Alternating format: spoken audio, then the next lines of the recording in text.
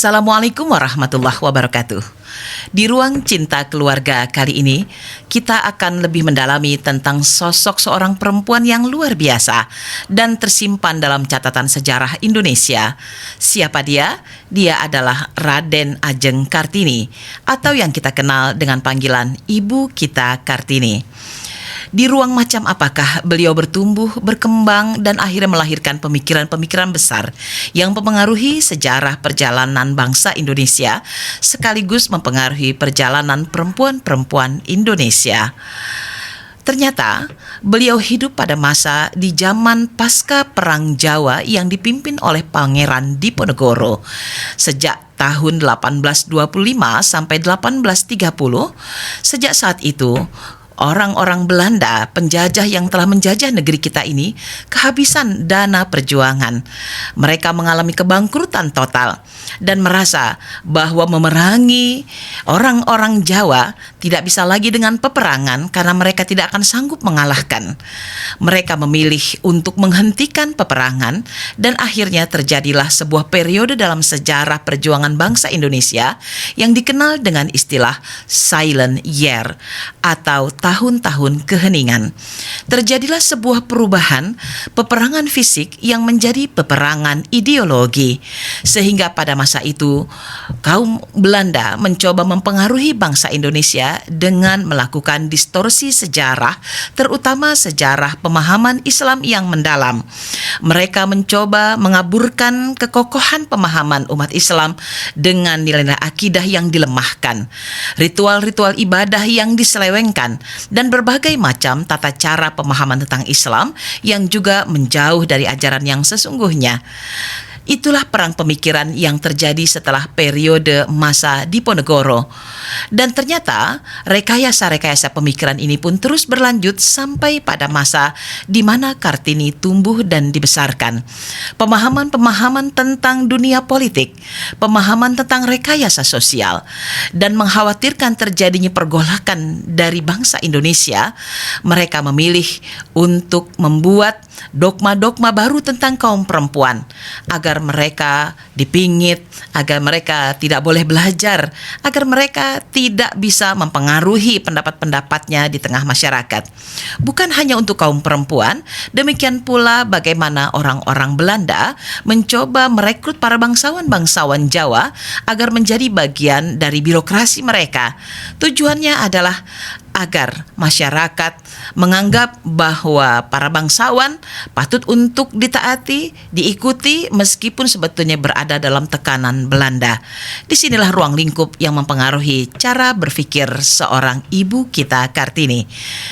Marilah kita simak tentang bahasan surat-surat cintanya yang luar biasa dalam segmen-segmen sejarah Kartini.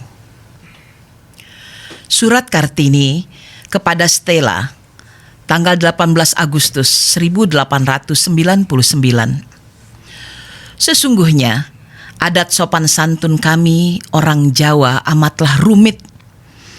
Adikku harus merangkak bila hendak lalu di hadapanku. Kalau adikku duduk di kursi, saat aku sedang berlalu, harus segera ia turun dari bangku tersebut untuk duduk di tanah dengan menundukkan kepala sampai aku tidak terlihat lagi.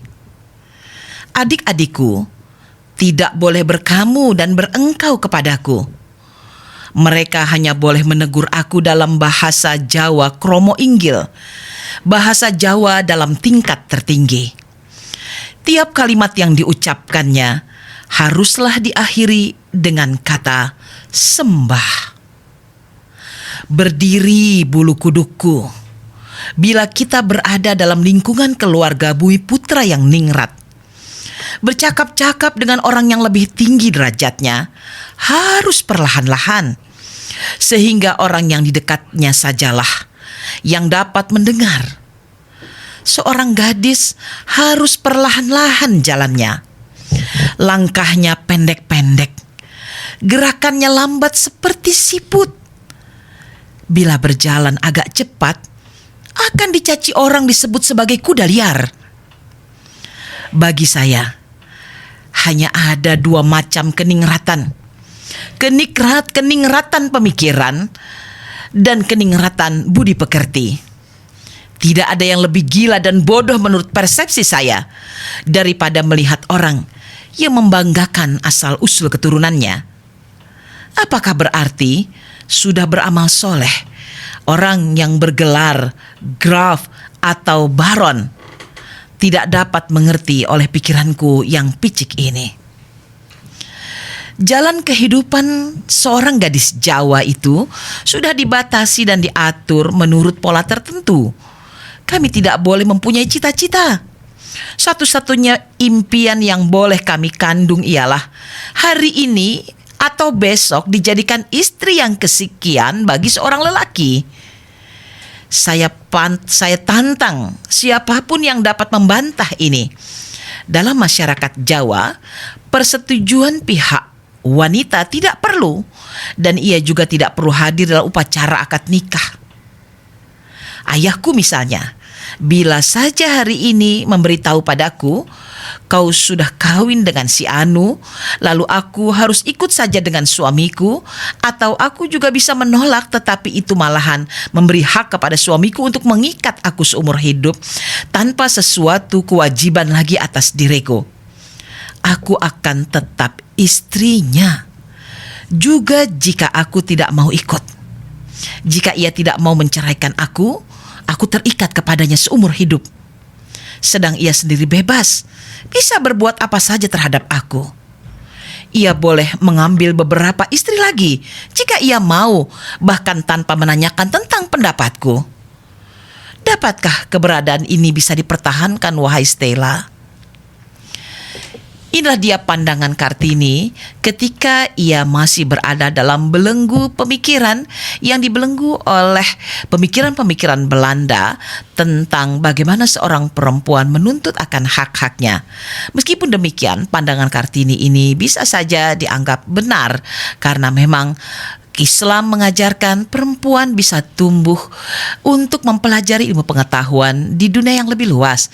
Perempuan mendapatkan penghormatan terbaik di sisi pasangannya, dan perempuan dimuliakan di tengah keluarganya. Sahabat-sahabat ya, yang saya hormati, yang dimuliakan Allah, alhamdulillah kita di Indonesia ini diberi Allah karunia kesempatan untuk terus melakukan kontemplasi, kesempatan untuk terus belajar dan terus menguatkan cinta dan cita kita terhadap Indonesia yang kita cintai.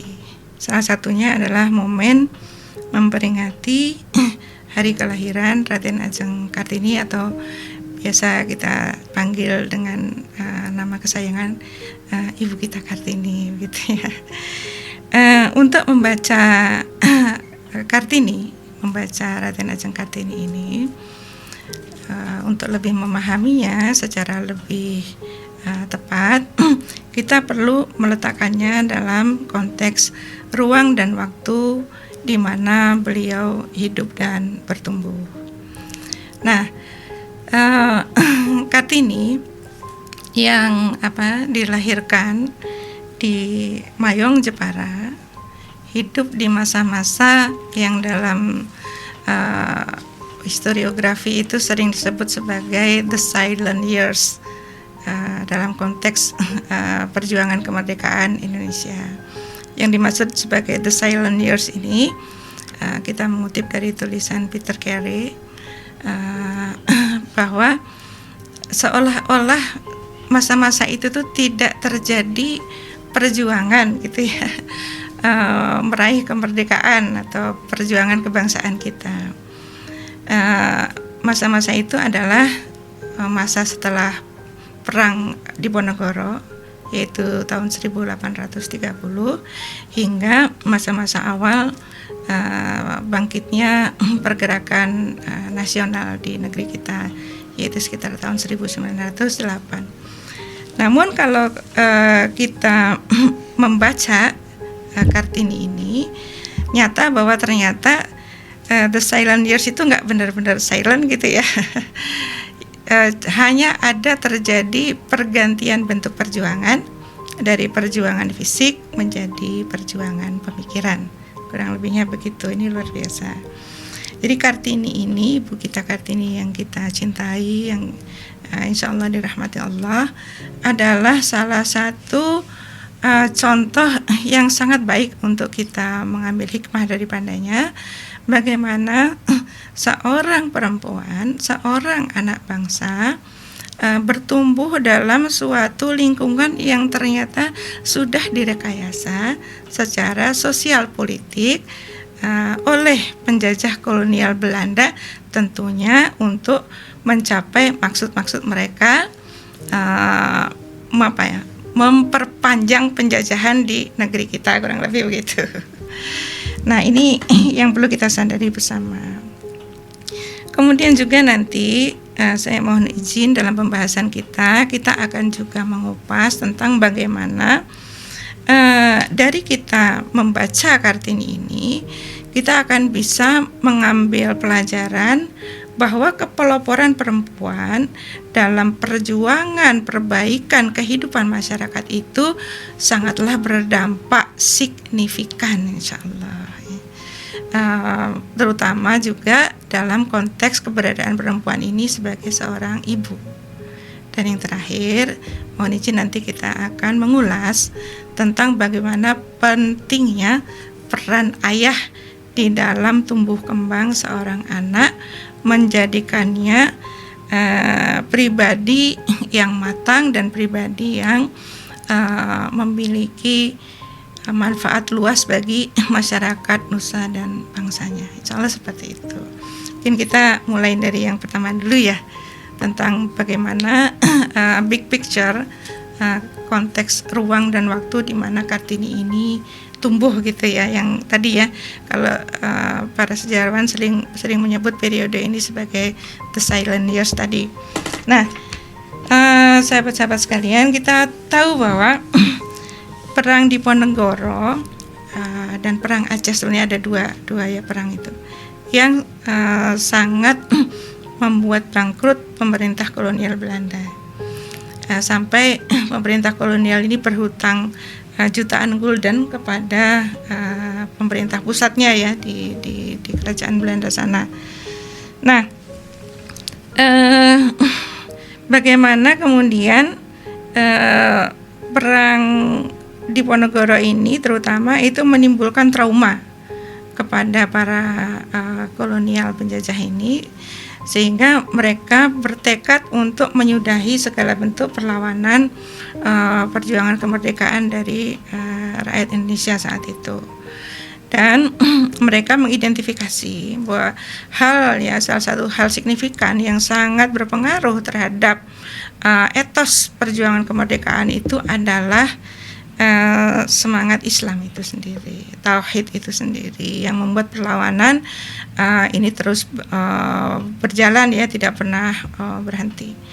Maka kita tahu ada nama Snokkerbronya ya, bertugas beliau ini, si Snokkerbronya ini, untuk merancang strategi bagaimana tidak lagi tumbuh perlawanan-perlawanan dari rakyat Indonesia saat itu ya. Nah, yang kemudian disarankan oleh Snokkerbronya adalah langkah-langkah yang outcome-nya adalah melucuti ruh tauhid dari bangsa Indonesia, khususnya di Jawa saat itu ya, membuat Muslim itu tidak memahami agamanya, tidak memahami kitab sucinya, tidak memahami Al-Quran, dan menjalankan agamanya itu hanya sebatas ritual saja gitu, sebatas ibadah mahdoh kalau istilah kita ya, sebatas ritual tanpa penghayatan sedikit pun terhadap Islamnya. Nah, kemudian ini juga dikombinasikan strategi ini dengan sinkretisme ajaran Islam dengan ajaran Hindu, yang sehingga menimbulkan praktek-praktek yang sebetulnya itu tidak pernah diajarkan di dalam Islam ya. Seperti nanti kita kenal ada praktek pemingitan anak perempuan dan sebagainya, itu tidak pernah dikenal di dalam Islam sebetulnya. Baik, di surat-surat Kartini itu nanti kita akan mendapati ya bagaimana kegelisahan beliau, bagaimana pertanyaan-pertanyaan besar beliau tentang Islam. Yang qadarullah kemudian nanti ini akan terjawab, diberikan Allah jawabannya setelah beliau bertemu dengan satu tokoh nih yang perlu kita angkat juga, yang sangat penting dalam peta sejarah kita, ialah Kiai Soleh, biasa disebut dengan Kiai Soleh Darat karena beliau membuat pesantren di daerah Melayu Darat Semarang ya. Jadi biasanya disebutnya Kiai Soleh Darat gitu ya. Bahkan ini suatu hal yang luar biasa yang saya pribadi sangat mensyukuri, sangat salut, sampai ada komunitasnya ya, namanya Kopi Soda nih, komunitas pecinta Kiai Soleh Darat. Ini sangat wajar karena memang jasa dari Kiai Soleh Darat ini sangat besar dalam perjalanan perjuangan kemerdekaan kita. Saya nggak tahu ya apakah Kiai Soleh Darat ini sudah menjadi pahlawan nasional atau belum ya, sudah diangkat menjadi pahlawan nasional atau belum, tapi sangat layak untuk kita usulkan beliau ini menjadi pahlawan nasional karena beliau sangat berperan penting ya di dalam periode The Silent Years itu tadi. Baik, jadi dalam kondisi seperti itulah Kartini ini tumbuh dalam kondisi di mana perjuangan kemerdekaan itu ditekan habis dengan adanya rekayasa-rekayasa sosial politik seperti tadi yang menyangkut juga rekayasa ideologis yang memasuki wilayah agama ya. Al-Quran tidak boleh diterjemahkan dalam bahasa Latin gitu. Al-Quran tidak boleh diajarkan kecuali hanya untuk dihafal. Kemudian juga ibadah-ibadah yang lain seperti misalnya sholat, bacaan-bacaan sholat itu tidak boleh diterjemahkan artinya seperti itu, hanya dihafal saja. Demikian. Nah, merespon kondisi ini, mungkin ini saya mohon izin sedikit untuk sekilas menyinggung tokoh besar kita yaitu Kiai Soleh Darat dan beberapa hal menyangkut pencerahan-pencerahan yang kemudian beliau lakukan. Jadi Kiai Soleh Darat ini adalah putra dari Kiai Umar. Kiai Umar ini adalah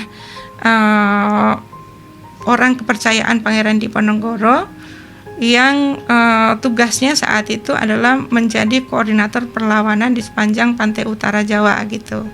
Jadi pejuang ya, Kiai Umar ini ayah dari Kiai Soleh Darat. Kemudian Kiai Soleh Darat ini yang lahir tahun 1820 ya, 1820, setelah beranjak dewasa diajak oleh ayahnya untuk menunaikan ibadah haji ke Makkah dan berlanjut dengan studi beliau di Makkah itu. Sedikit kita kembali ke masa-masa setelah perang Diponegoro. Kita tahu bahwa tekanan-tekanan dari kolonial penjajah terhadap perlawanan Pangeran Diponegoro ini sangat hebat karena trauma mereka. Maka para pengikut Pangeran Diponegoro ini dikejar ya, kemana aja tuh dikejar gitu. Sehingga kita tahu pengikut-pengikut Pangeran Diponegoro ini banyak yang hijrah dari Jawa Tengah menuju ke Jawa Timur diantaranya, kemudian juga ke pantai utara di wilayah utara, dan mereka ini berganti nama gitu ya. Bahkan ada juga sandi-sandi mereka yang hanya mereka yang paham ya. Mereka itu menanam pohon sawo kecik gitu di halaman rumahnya. Itu tanda bahwa mereka ini dulunya adalah prajurit Diponegoro, saling mengetahui satu sama lain, jadi koordinasi tetap bisa dilakukan tanpa dipahami oleh penjajah gitu. Jaringannya tetap terpelihara, jaringan para pejuang ini. Terus kemudian juga yang dilakukan oleh tadi strukturnya itu mendorong pemerintah kolonial Belanda itu untuk menguatkan birokrasi kolonial. dan birokrasi kolonial ini kemudian merekrut kaum bangsawan gitu, kaum bangsawan. Nah, di antaranya nanti ada kakeknya Raden Ajeng Kartini dan juga paman-paman dan ayahnya ini direkrut dalam jajaran birokrasi. Mengapa dilakukan ini? Maksudnya adalah agar terjadi ketundukan gitu, ketundukan masyarakat gitu kalau bangsawannya direkrut menjadi pejabat pemerintahan kolonial gitu ya. Itu hal-hal yang perlu kita review kembali, di mana Kartini itu tumbuh ya gitu.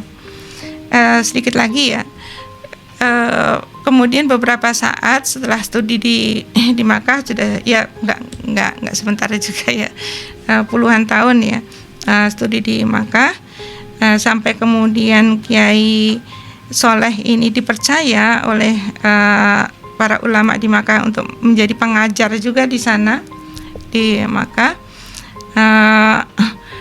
Ada seorang kiai dari Jawa Tengah bernama Kiai Hadi Kirikusumo. Kiai Hadi Kirikusumo itu melihat betapa Kiai Soleh itu di Makkah itu luas ilmu pengetahuannya dan dihormati, lalu mengajak Kiai Soleh untuk pulang dan melaksanakan pencerahan atau dakwah kepada masyarakat di tanah air gitu. Singkat kata, Kiai Soleh pulang, dan kemudian di sini yang penting, Kiai Soleh Darat ya, kalau lebih akrabnya, Kiai Soleh Darat itu menulis banyak kitab dengan aksara pegon Jawa.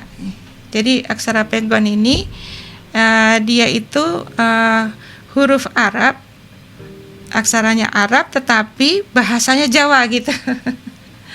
Jadi hurufnya seperti huruf Arab, cuman